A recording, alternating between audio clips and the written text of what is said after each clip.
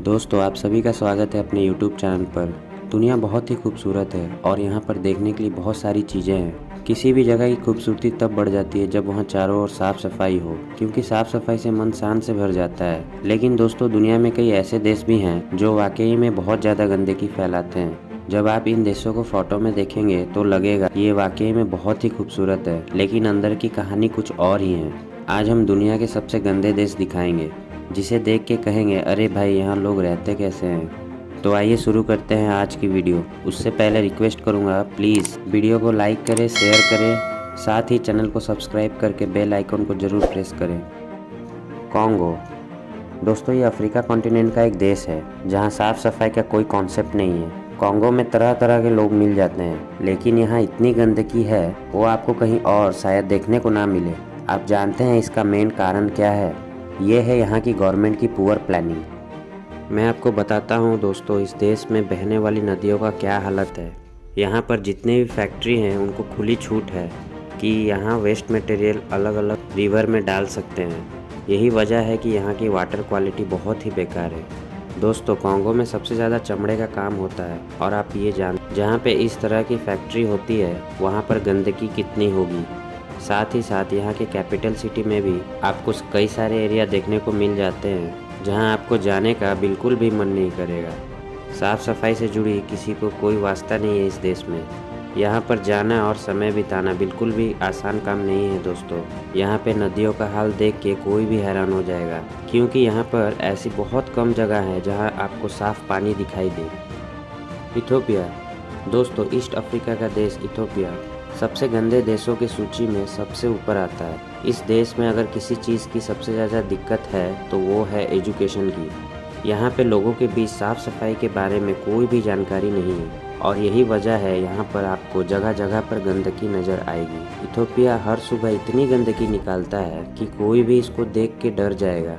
यहाँ पे साफ़ पानी की बहुत ही कमी है और क्लीनिंग को लेकर कोई भी प्लानिंग नहीं है। साथ ही साथ यहाँ के लोगों को गंदगी में रहने की आदत सी हो गई है। यही वजह है कि इस देश में आपको चारों ओर गंदगी नज़र आएगी। इथोपिया की कैपिटल सिटी है एडिस अबाबा। इसको देखने के बाद आपको लगेगा कि ये वर्ल्ड क्लास शहर है, लेकिन इसकी कुछ ऐसी एरिया है जो सबको हैरान कर देते हैं। जब आप इस शहर के अंदर प्रवेश करेंगे तब यहाँ की प्लानिंग देखकर इसकी पोल खुल जाती है। इस शहर में बहुत सारे फैक्ट्री है, लेकिन दुख की बात यह है कि यहाँ की फैक्ट्री की सारी गंदगियाँ नदियों में ही जाती है। गंदगी की वजह से इस देश में बीमारी बहुत ही ज़्यादा है। बांग्लादेश। आपने सुना ही होगा कि हर देश की कैपिटल सिटी तो साफ़ ही मिलती है, लेकिन यहाँ पर वो भी नहीं है। बांग्लादेश की राजधानी ढाका बहुत ही गंदा शहर है। यहाँ पर आपको हर जगह गंदगी देखने को मिल जाती है और यही वजह है कि इस देश में कोई भी जल्दी जाना नहीं चाहता। बांग्लादेश में भी साफ़ सफाई का कोई भी कॉन्सेप्ट नहीं है।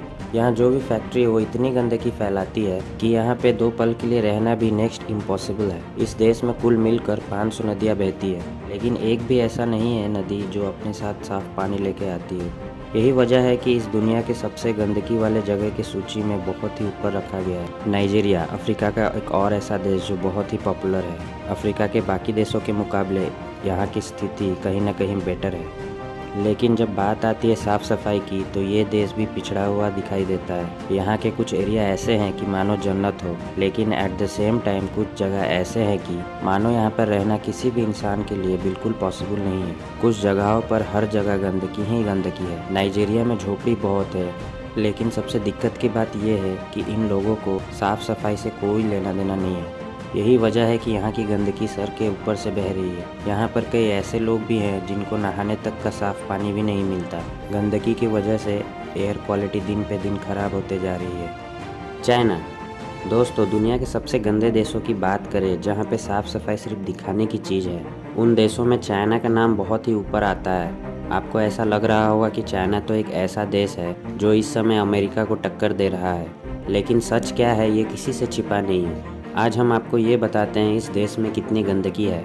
दोस्तों, चाइना की एयर क्वालिटी के बारे में आज हम आपको कुछ नहीं बताएंगे, क्योंकि आप ये बात जानते हैं कि यहाँ कैसी समस्या है। लेकिन जहाँ बात है इस देश की वाटर क्वालिटी की, तो ये भी धरातल में जाते हुए दिख रही है। दुनिया में सबसे ज़्यादा प्रोडक्शन का काम इसी देश में चलता है, लेकिन ये सब की कीमत भी चीन भर रहा है। यहाँ के कुछ एरिया को छोड़ दिया जाए तो आपको नज़र आएगा कि यहाँ पे बहने वाले एक भी नदी का हाल बिल्कुल अच्छा नहीं है। इसमें कोई शक नहीं है कि ये एक बहुत ही एडवांस देश है, लेकिन एट द सेम टाइम हमें ये भी नहीं भूलना चाहिए कि इस देश की आबादी इस दुनिया में सबसे ज़्यादा है। कहने का मतलब ये है कि यहाँ पे किसी भी प्लानिंग को सही तरीके से इम्प्लीमेंट करना बिल्कुल भी आसान काम नहीं है। यही वजह है कि चाइना की गंदगी दिन पे दिन आपको बढ़ती हुई दिखाई देगी। यहाँ पर लोगों को मास्क लगा के चलते हुए आपने आज से 3-4 साल पहले ही देख लिया होगा।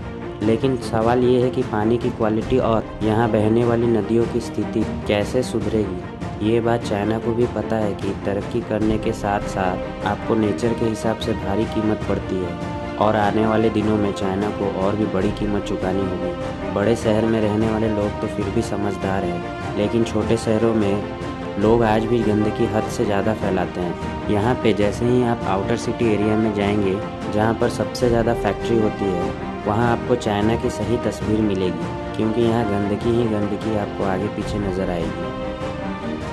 मॉरिटानिया दोस्तों, आपको हम दिखाते हैं एक और कंट्री जिसको आप देखने के बाद चौंक जाएंगे। ये भी अफ्रीका का कॉन्टिनेंट का छोटा सा देश है जो बहुत ही गरीब देश है। ये देश अपने गलत कामों के लिए जाना जाता है। यहाँ पे ड्रग का काम, क्राइम और ना जाने क्या क्या चीज़ होता है। गलती से यहाँ की गंदगी देखने के बाद हो सकता है कि आप इस देश में रहना भी ना चाहें। वो कहते हैं ना, हर देश में कुछ ऐसी लोकेशन होती है जिसे आप दुनिया के सामने प्रेजेंट करते हैं, लेकिन जब बात होती है मॉरिटानिया की तो यहाँ पर कुछ भी ऐसा नहीं है। जी हाँ, यहाँ की गंदगी की लेवल हद से ज़्यादा बढ़ चुकी है। एक्चुअली यहाँ पे कुछ प्लान नहीं किया गया है और लोगों को गंदगी में रहने की आदत सी पड़ गई है। यहाँ पे सब अपने घर के आगे ही कूड़ा फेंक देते हैं और कोई भी साफ़ सफाई के नियम को फॉलो नहीं करता। लोगों को साफ़ सफाई से कोई भी मतलब नहीं है और ऊपर से यहाँ पे सहारा डेजर्ट का भी असर दिखता है। सैंडस्टॉर्म हर दूसरे दिन यहाँ पे दिख जाता है। ऐसे में गंदगी की वजह से लोगों की जान भी चली जाती है। मॉरिटानिया की गंदगी इतनी ज़्यादा है कि इस देश में आपको एक भी ऐसा बीच नहीं दिखेगा जहाँ पे आप 2 मिनट चैन की सांस भी ले सकें।